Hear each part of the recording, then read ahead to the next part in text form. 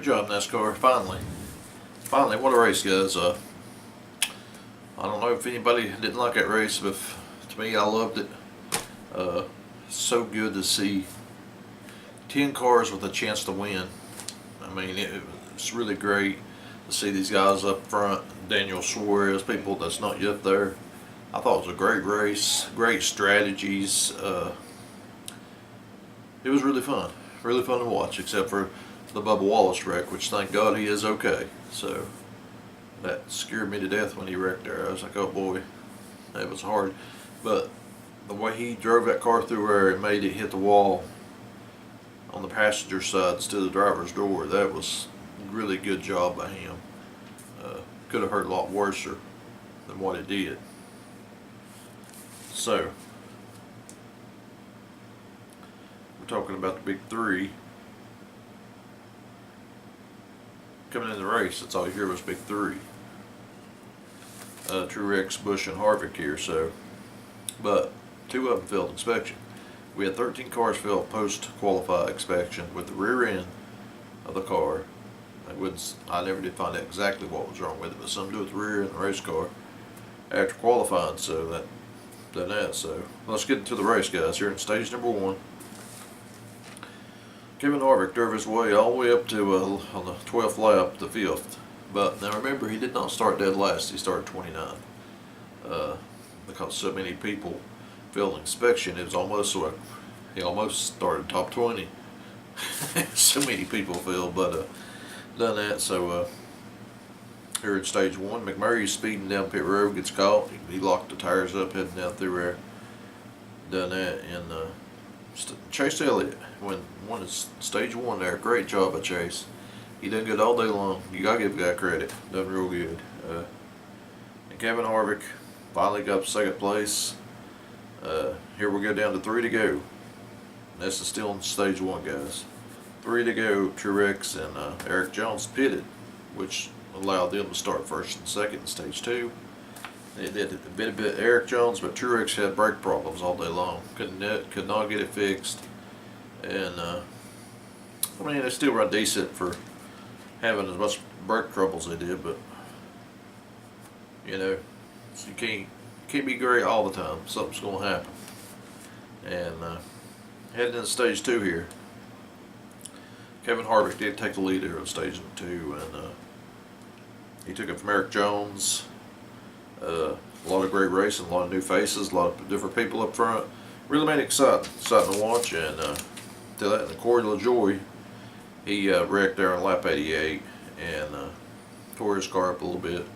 And whenever they got back down to 3 to go in stage 2, this time instead of Jones and Truex doing it, 6 people, including Jones and Truex, done it, pitted there.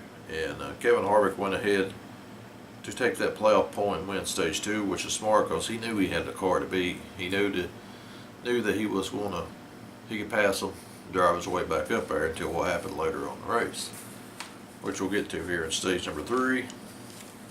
After the end of stage 2, William Byron, a couple other people stayed out, did not pit at all, stayed out completely on the racetrack.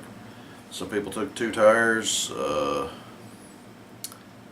This and that. So on the restart, it was wild. I mean, it's wild crazy. And William hung up there for a little while.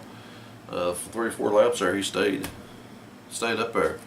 And eventually the tires got to the point where he just couldn't do it and run. So that was good strategies, good trying. See what could happen out of that deal. Now Kyle Larson got into Brad Kay there in that stage 3. And he almost turned Keselowski around. Actually, I mean, he knocked him up the track, got him in the marbles and stuff, but that was just a racing deal. Kyle had to run under, and Brad kind of squeezed him down a little bit, and just one of them deals. And with that deal there, and the clean air meant so much, especially if you was a 15th place car and you stayed out on the track or got tracked with two tires. You could turn that 15th place car into a 4th or 5th place car. That's how much that clean air meant. So, but still good to see the passing going on and the different people up there. It just made it exciting. And even before that, you know, before we had them cautions, it could have come down to the gas mileage. But the thing about it is, the big deal here, guys, is Kevin Harvick on pit road. The 10 cars coming out, Harvick's in the middle. He's got some guy right next to him there, and Eric Almirola hits him in the rear. Messes his rear up, and that was it for Kevin. He still got back up there and got a really great finish, but yeah, that helped Kyle win the race. But we get back into it. Joey Logano blew a tire, and he puts debris everywhere. I mean, that back straightaway, everywhere has got debris. You got spring rubber, everything flying through the air, bouncing off cars, and NASCAR lets it go.